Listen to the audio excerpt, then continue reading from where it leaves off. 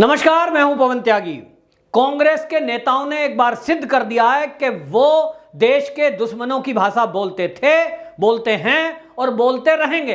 अब आपको बताएं, अभी कुछ ही दिनों पहले कश्मीर के मुद्दे को लेकर, धारा 370 हटाने को लेकर जिस तरह से कांग्रेस के नेता दिग्विजय सिंह ने एक विदेशी पत्रकार के बात करते हुए और एक ग्रुप में उन्होंने कहा था कि धारा 370 हटाने के लिए लोकतांत्रिक प्रक्रिया नहीं अपनाई गई, इसी शब्दों को अब लगभग पूर्व गृह मंत्री और पी चिदम्बरम, जो कि कांग्रेस के एक बड़े लीडर हैं, सोनिया गांधी के बिल्कुल खासम खास हैं, यूं कहें तो सोनिया गांधी की ही भाषा बोलते हैं, उसी गुट के नेता ने अब फिर से वो राग अलापा है और उन्होंने कहा कि कांग्रेस का इस कश्मीर को लेकर स्टैंड बिल्कुल क्लियर है। और उन्होंने कहा कि आगामी सत्र में आपत्तिजनक कानून को निरस्त कर वहां की पूर्व स्थिति वहां बनाई जाए।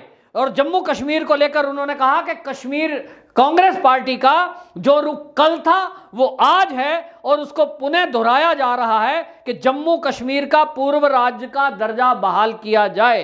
वो आगे कहते हैं कि जे.एंड.के को राज्य संविधान के तहत बनाया गया था, उसे संसद के किसी भी अधिनियम द्वारा संविधान के प्रावधानों की गलत व्याख्या और दुरुपयोग के से बदला नहीं जा सकता। ये बड़ी जो टिप्पणी है ये बहुत भयंकर, देश विरोधी और पाकिस्तान और चीन की भाषा है जो पी चिदम्बरम बोल रहे हैं। आप देखिए कि धारा 370 हटाने का काम जो कांग्रेस को सन 1947 के 3 साल बाद यानी 1950 में कर देना चाहिए था, हमारे देश की सीमाओं को सुरक्षित करने के लिए, इस देश से आतंकियों को रोकने के लिए और एक सामाजिक संतुलन बनाने के लिए जो कश्मीर में धारा 370 1950 में हटानी चाहिए थी। 70 साल कांग्रेस ने शासन किया केंद्र में, लेकिन धारा 370 नहीं हटाई जो टेम्परेरी लगी थी। और आज अगर मोदी सरकार ने ये अपनी इच्छा शक्ति दिखाई है और कुशल नेतृत्व और भारत की सीमाओं को सुरक्षित करने के लिए ये जो फैसला उठाया है,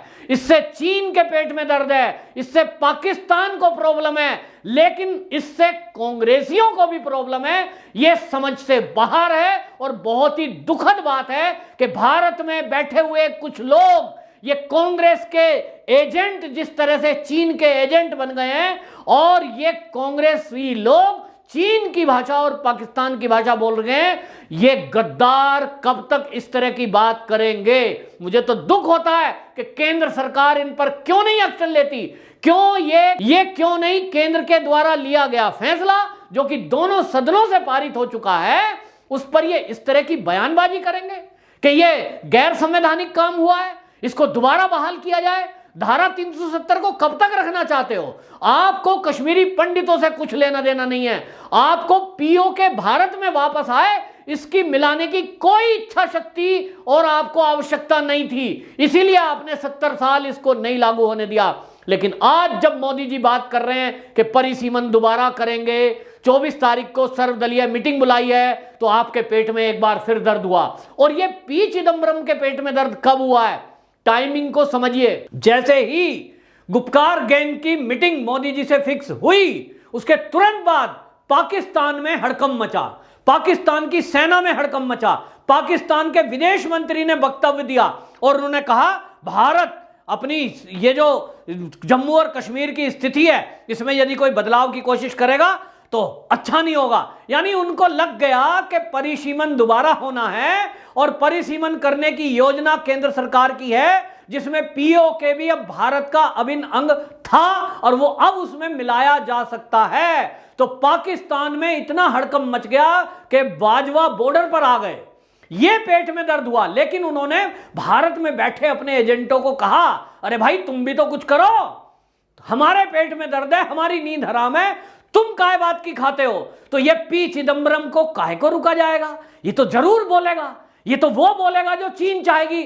और हम सबको ये बात भी याद रखनी चाहिए कि ये पी चिदम्बरम जैसे लोग, ये दिग्विजय सिंह जैसे लोग इस तरह की भाषा क्यों इस्तेमाल करते हैं जो देश का दुश्मन बोलना चाहता है? ये देश के दुश्मनों को क्यों सहारा देते हैं कि कल को वो कहीं विश्व पटल पर ये बात रखे कि देखिए भारत में बैठा पूर्व गृह मंत्री, कांग्रेस का पुराना लीडर और इस तरह की भाषा बोल रहा है कि J&K में जो धारा 370 मोदी जी ने हटाई है वो तो संविधान के दायरे में है ही नहीं, वो तो सुप्रीम कोर्ट में चैलेंज किया गया है। तो सुप्रीम कोर्ट में चैलेंज है, 2 साल से पेंडिंग है। ये पी चिदम्बरम याद दिला रहे हैं, यानी मोदी जी को ये कहना चाह रहे हैं कि आप परिसीमन करोगे तो कोर्ट में चैलेंज किया जाएगा। ये धमकी दे रहे हैं, और ये धमकी भारत को दे रहे हैं, भारत की सेना को दे रहे हैं, भारत की सरकार को दे रहे हैं, लेकिन ये पाकिस्तान और चीन को सहारा दे रहे हैं कि बेटा तुम चिंता ना करो, तुम्हारे एजेंट यहां बैठे हैं भारत में।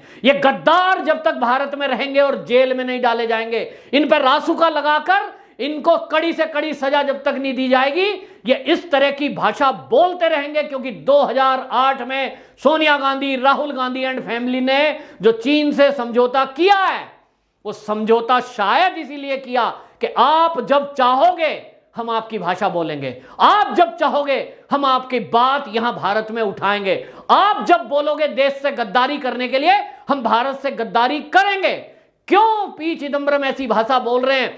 धारा 370 इस देश में नासूर था, भारत में लगाया, 3 साल के लिए लगाया, टेम्परेरी लगाया, क्योंकि उस समय की स्थितियों को देखते हुए जरूरी समझा था। कोई आपत्ति नहीं है, लेकिन उसके बाद आपने जम्मू और कश्मीर को, जो भारत का सिरताज कहा जाता है, उसको पूरे भारत से अलग थलग रखा, आतंकवादियों को पाला, आतंकवादी पकड़े गए तो किसी की एवज में उसको छुड़वाने का काम किया। ऐसे ऐसे गृह मंत्री कांग्रेस ने पाले जिन्होंने अपनी बेटियों के बदले में खूंखार आतंकवादियों को छोड़ने का काम किया। और आज यदि मोदी सरकार आतंकवादियों के नाक में नकेल डाले हुए है, पाकिस्तानियों और ISI की नाक में नकेल डाले हुए है, और चीन की नाक में नकेल डाले हुए है, तो उसके एजेंटों के पेट में यहां बैठे हुए दर्द हो रहा है। अभी आपको एडवांस में एक न्यूज बता रहा हूं, आप देखना, ये रुकेंगे नहीं, क्योंकि कांग्रेस ने शायद चीन से जो समझौता किया है, मैं शायद शब्द इस्तेमाल इसलिए कर रहा हूं कि मेरे पास इसकी कोई पुख्ता जानकारी नहीं है कि इनका समझौता क्या हुआ है, लेकिन जब भी आप देखिए भारत की रक्षा सुरक्षा की कोई बात होगी,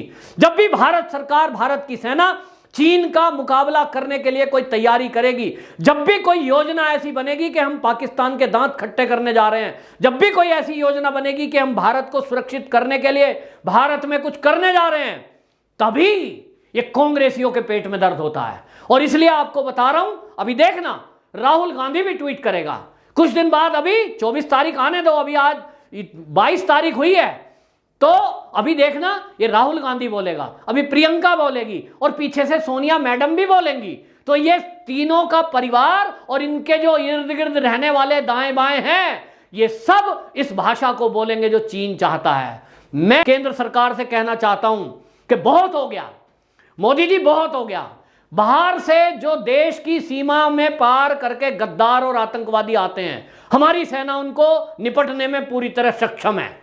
350 से ऊपर खूंखार आतंकवादियों को हमारी सेना ने मार गिराया है, वो उसमें सक्षम है।